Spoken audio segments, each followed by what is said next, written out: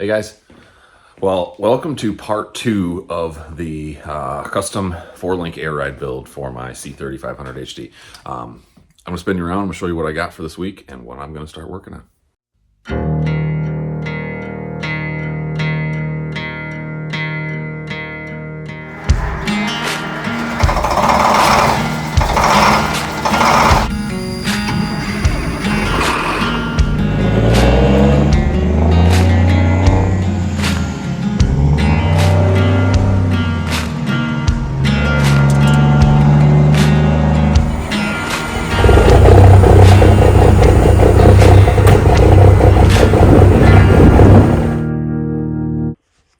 So we have some goodies here, all kinds of stuff, all kinds of money spent. But we're going to get a lot of that back when we sell this truck, right? Right. So the first thing I've got is my least favorite part. Under the axle brackets, bag brackets. These are thinner than I wanted. They're 3/16. And I couldn't get good measurements. These were off of eBay, guys, to be honest with you, which I didn't have a whole lot of expectations. But look at the size of these bag mounts. Now, they were never touted as being specific for a specific bag. But they never had dimensions either, but I could kind of guess that they were pretty small. So I'm going to use these because they have the locating plate here to get the brackets all squared up. You can see how they sit. If I can make it, I probably can't, to be honest with you. So they would sit like that, and then these little locating tabs go in like that. So you can see how they hang. The reason I bought these is because of the placement. I spent hours and hours, honestly, researching airbags and airbag mounts and shocks to get travel heights and bottom out heights and everything as close as I could get it off of nominal dimensions. So I bought this set because A, it was what I could find with a 4-inch cutout for a 4-inch axle circle, axle diameter, and B, because it had this mounting plane of bottom of the axle being nominally bottom of bag. That's what I'm looking for based on where the internal bump stops are on these bags, based on everything. So we're going to use these as a base. So we'll get into that a little bit later. Let's move on with what else we got. We've also got, we got kingpin kits that were in before. We've got a cup of coffee. We've got some sway bar end links, which aren't going to go on anytime soon. We've got front shocks, which aren't going to go on anytime soon. And then these are rear shocks.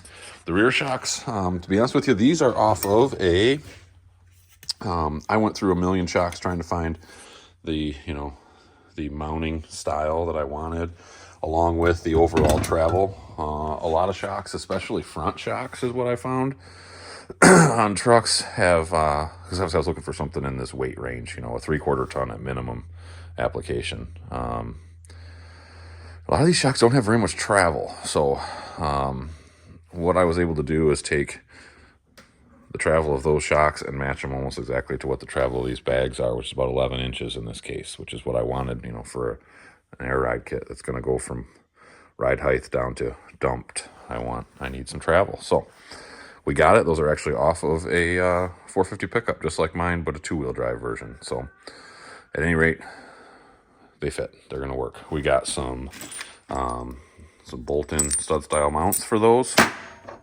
These are engine mounts. Some energy suspension for the Cummins, and we've got some just a quick temporary fittings to go into my bags, a T, and then an adapter to get me to a Schrader valve so that we can play with, I threaded out the wrong end, but because this isn't taped together and tightened up yet, but regardless, let's see if there we go. One hand up. Still didn't get it. Anyway, you guys don't get to see a Schrader valve. You know what it looks like anyway. So that way I can apply air, just shop air on an air chuck to play with ride height on these. And then obviously the most important part is the airbags. These are I don't remember the specs, to be honest, but they're not as big a bag. A lot of these bags were a 12-inch circle. I want something that big. These are off of a Kenworth. I don't remember what. I went with the Torque brand. I know it's cheaper than Goodyear or Firestone, but you know, we're on a budget, guys. And so they are Torque TR 9422s. Basically, it's a Firestone 9422 bag. You can look it up and see what that applies to, but yeah, that's what we got. They were the perfect blend of overall weight carrying capacity, of compressed height, and then extended height at full pressure, which I'll never get to. And also, I guess I should say, the fourth point is design height at, nominally at, between 40 and 60 pounds, basically, where it would ride. And I think everything's gonna be where we want it, guys. We'll see once we get everything kind of fabbed up and in place. I've also got some steel here. I've got some 3-inch mild steel angle. That's for frame supports.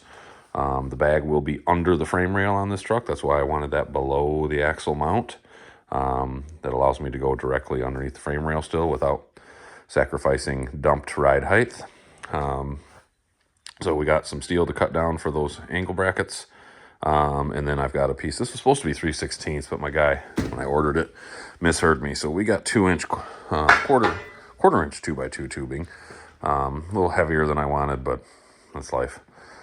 And that's going to be our tie bar across between the two bags across the back. What I've started working on this morning is bag plates, the real bag plates, not those little chintzy ones that came with the kit. So this is actually the leftover C-channel from my frame extension. We had two pieces that were around 7.5 inches, so we're using them, putting them to good work rather than ordering new steel. These are going to work great. So I've got my my bolt circles for the airbags already marked out. I'm going to drill those with the cheap Amazon mag drill, and we'll send those holes through, make sure those line up, and then we're going to weld together those axle brackets, get them squared up and true, and then we're going to do a combo, and we're going to combine those brackets with those 1/4 inch C channels, and then we can start locating on the frame. And when we've got them tacked in, actually when we got them fully welded in, I'm going to take some 1/4 bar, and we're going to beef up what those little 3/16 arms I don't think can do. So we're going to tie back to the axle and just give it some more support. And then when that's done, we'll put our tie bar in and we'll locate some shocks, and that's going to be our day, or weekend, as it were. I've got some other things I'm going to work on, but that's the meat of what you're watching this for. So let's quit yapping. Let's get to work, see what we come up with. Okay, so here's what we got. This is just being used as a plate to line everything up, as a backing plate. So we got everything else with the magnets squared up. I've measured my distance. I've squared it corner to corner. We're ready to weld. These are cut.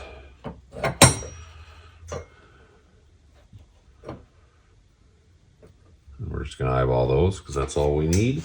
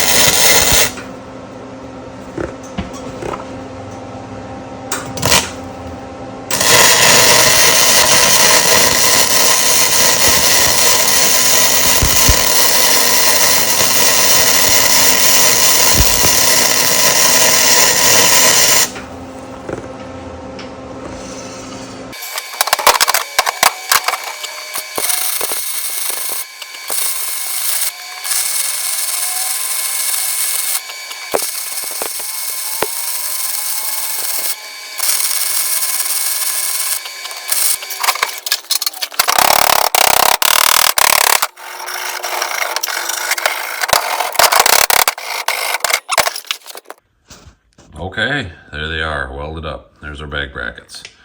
It's a little bit rainy today, so this canopy I bought last year for the truck show up in St. Ignace, and because when you go to a truck show and it's 80 degrees or more and sunny, it kind of sucks just sitting out in the sun all the time. So anyway, it's coming in handy right now though as my workspace, because I'm in a nice tight confined work area anyway, so keeps the rain off me and lets me work on a rainy day until I get a new barn built. Anyway, I digress. So what I've done is I've got the frame up on jack stands, and I have painstakingly squared this frame to the axle. It was already really close from when I had it at one time perfect when last weekend when I welded in the 4-link, but I picked this whole frame up and moved it. If you watched that video, you saw that, and even though I had it strapped in, things got moved a little bit, about a half inch or so. So I am squared back up now, which means that I am ready to locate these brackets and get them welded in, and then we can start assembly. So right now this thing is sitting, it's probably real close to ride height. It's probably a little higher than ride height actually at the moment, but anyway, I'm gonna get after it and I'll show you, bring it back when we get some stuff welded. Okay, so I've got everything shimmed into place where I want it. You can see I'm ground off on the axle. I've leveled everything so that that plate is on plane with the frame itself. Bag placement is perfect. We're centered right on the frame, so we're ready to burn it in. So I'm going to burn these brackets in complete. Then I'll jump to the other side. I'll do the same thing. Then I will come back, one way or the other. At some point, I'm also going to do some bracing.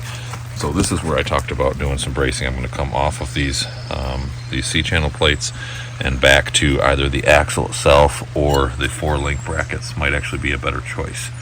A little bit more of a square edge, but regardless, we'll do some welding, and we're moving along. And man, that looks cool. That looks sweet.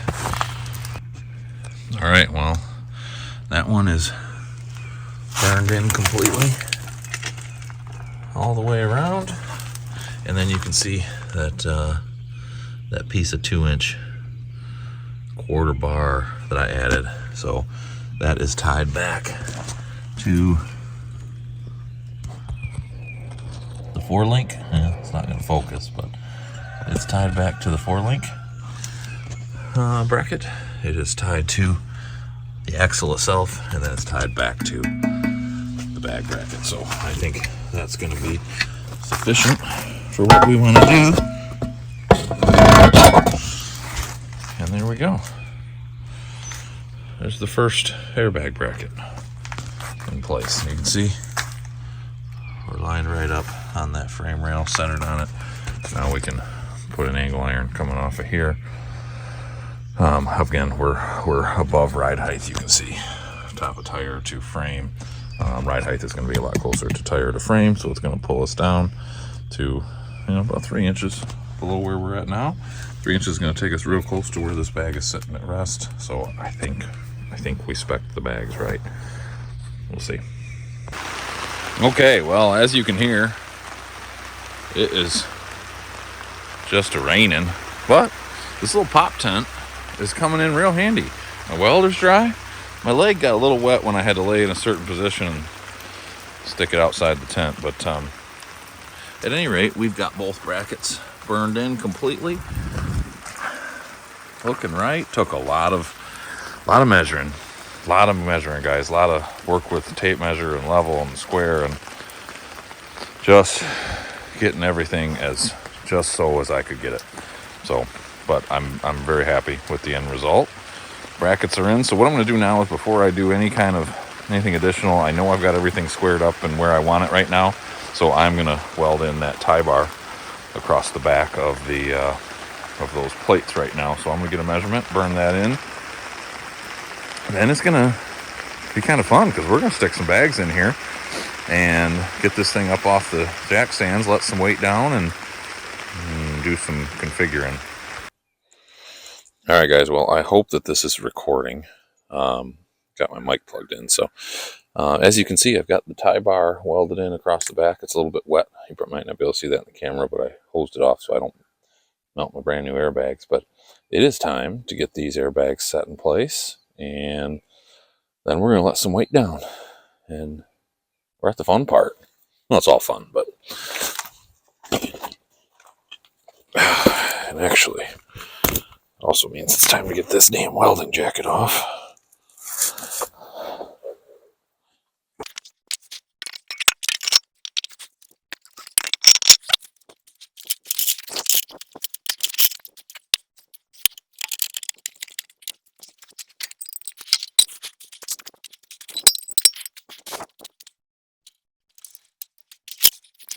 All right.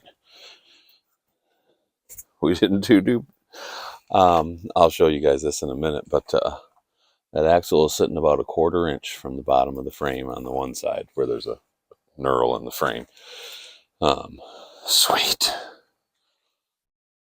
Nice one. The plan actually works. Yeah, that is sitting low. That is awesome. That is pretty darn awesome. All right, well, I'm going to get some frame brackets made, and I'm going to get those on before we go torquing too much with some air pressure on this thing. But then once those are on, we're gonna have some fun and play with this. All right, guys. Well, we've got our bag brackets in. I just decided to weld those to the frame. Put a little gusset for any bending. You can see we got the shocks in. I had to go on top of the frame, so when I build my flatbed, I am gonna have to notch around that. There's just no way. I wasn't willing to go any lower than what I did. I just don't want those hanging down too low. So I decided to go up instead. I know I could have, it's not crazy, but yeah. So you can see I gusseted back because I was down pretty low. Just used some angle, a couple plates. That's all 1/4 inch. That's so crazy overbuilt for shock mounts that it's not even funny. It is resting slightly on the shocks by a little under 1/2 inch comparative. Not even a 1/4 maybe. So I'm gonna have to figure out a bump stop basically. Oh well, not the end of the world. So so that's what we got. Both shocks are in, at least temporarily, and I'm gonna do some plumbing on some airlines, and let's get this going. Easy way, so here we go.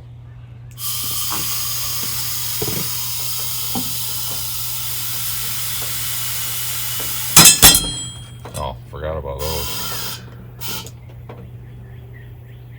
All right, guys, that's probably real close to ride height, right there. But as you can see, we've got the ability to go well beyond. That's a lot higher than we would ever want to be.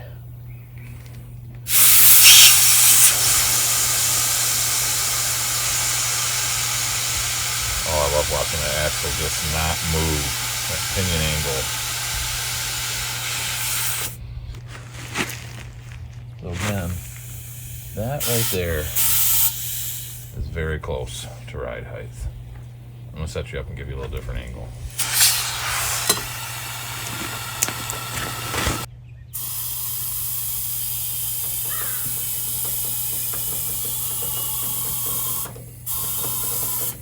That's about ride height.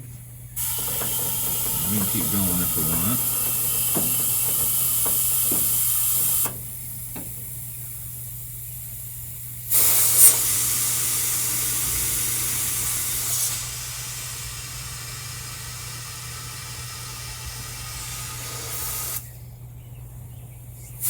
Again, ride height, very close. That's pretty sweet.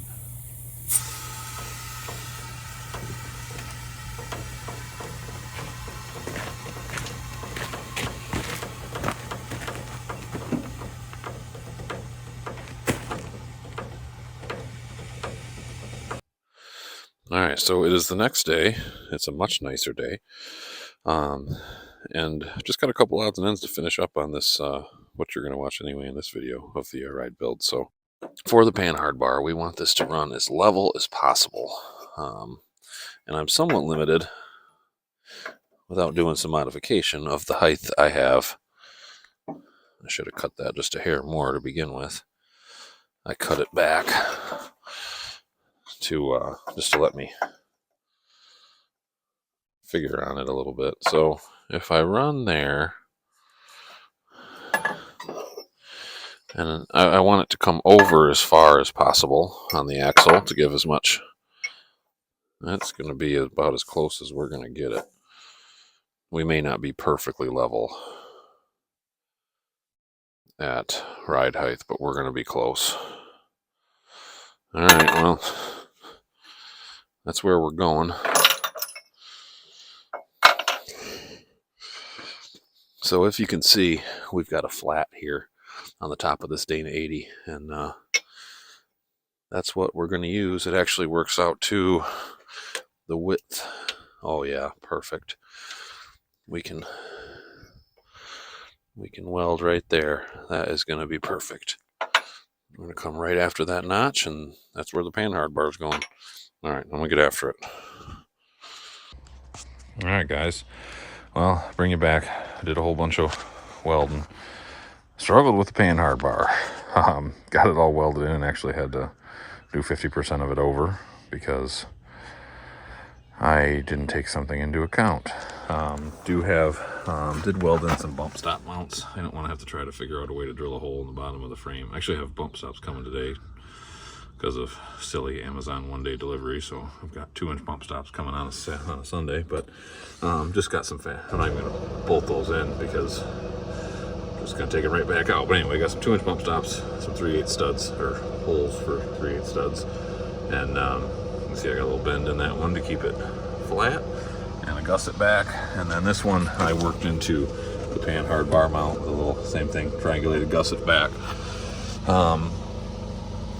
Did some cutting on those mounts for the Panhard to get it low enough, and then originally I just had these welded to the axle. Well, I had a problem. You can see it rest. The bags are dumped right now, and I'm just clearing that axle housing. Well, without that piece of 1/4-inch tube, I did not clear.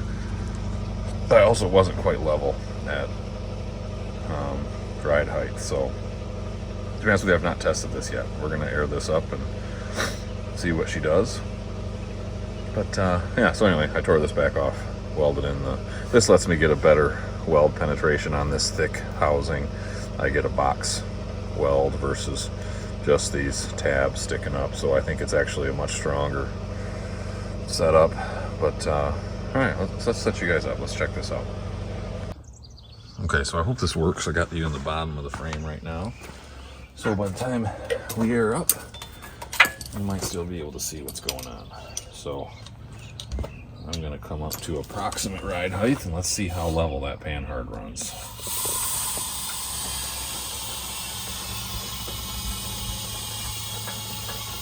Oh, that's about it right there. And all right, well, it was worth doing it the second time around because she is running dead level, just like she should be. Man, that's awesome.